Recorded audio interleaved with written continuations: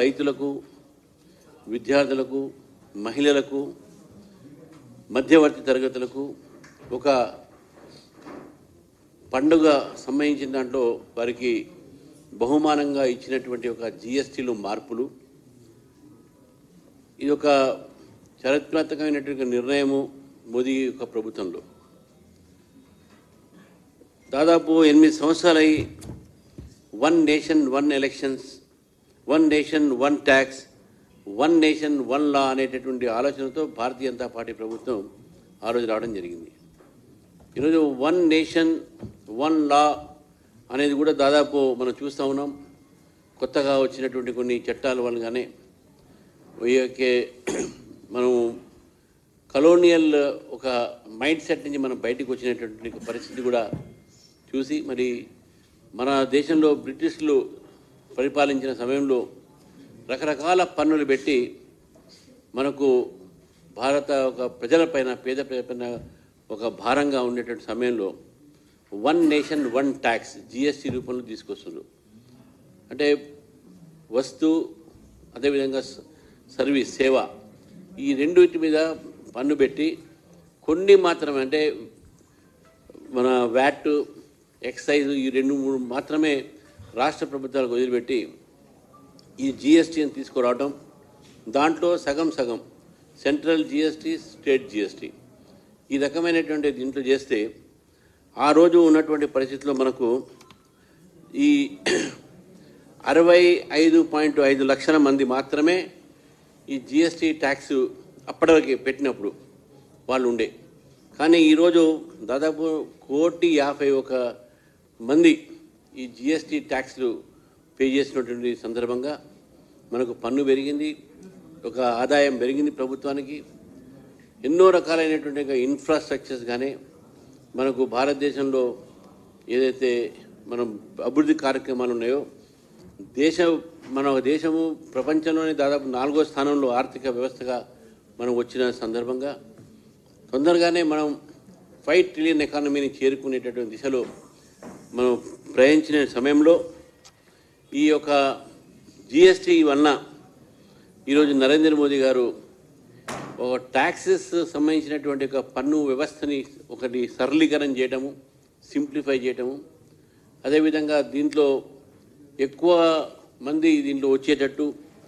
అయితే 56వ GST council మన ఢిల్లీలో జరిగింది.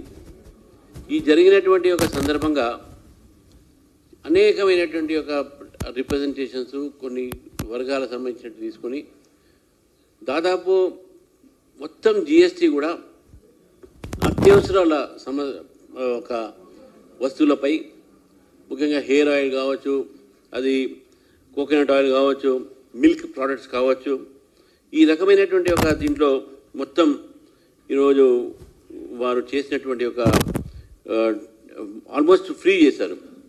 జీరో చేసినటువంటి కొన్ని నిర్మచితంగా ప్రెస్లో చెప్పారు.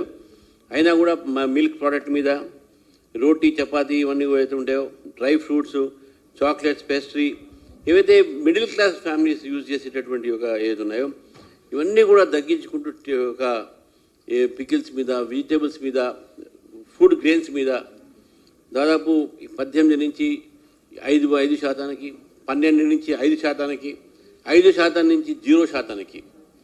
ఈ యొక్క వ్యవస్థలో దాదాపు మొత్తం దేశంలో కూడా మిడిల్ క్లాస్ ఫ్యామిలీస్కు తక్కువ ధరలో అత్యవసర వస్తువు దొరికేటటువంటి ఈ ఒక అవకాశం వచ్చింది. ఇది ఒక పెద్ద మార్పు, పెద్ద ఆర్థికమైనటువంటి పెద్ద నిర్ణయము. ఈ నిర్ణయాన్ని భారతీయ జనతా పార్టీ స్వాగతిస్తూ ఉంది.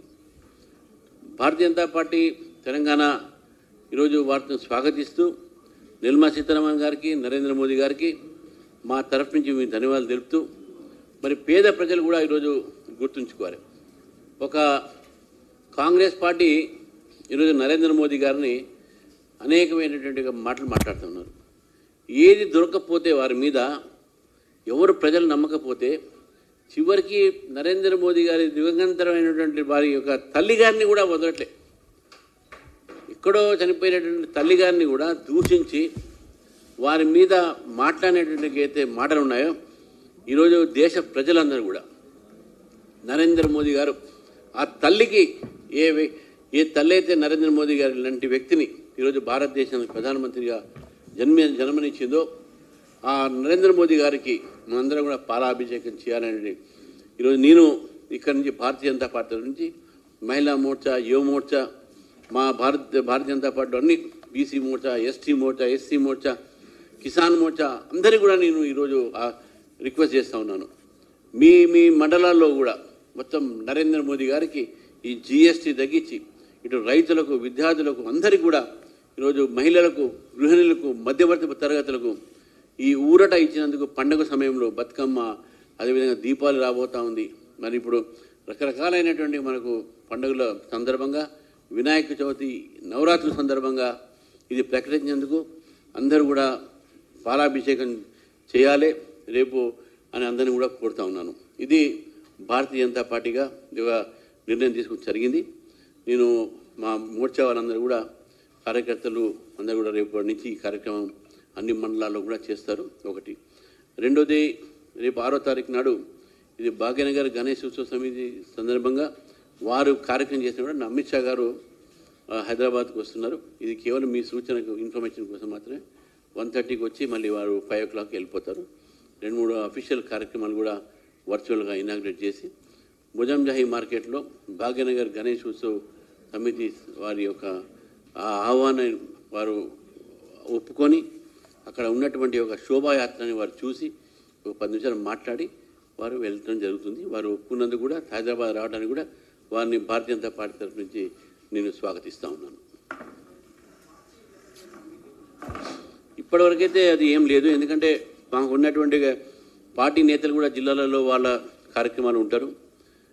ఇప్పుడు నిర్ణయం తీసుకోవాలి.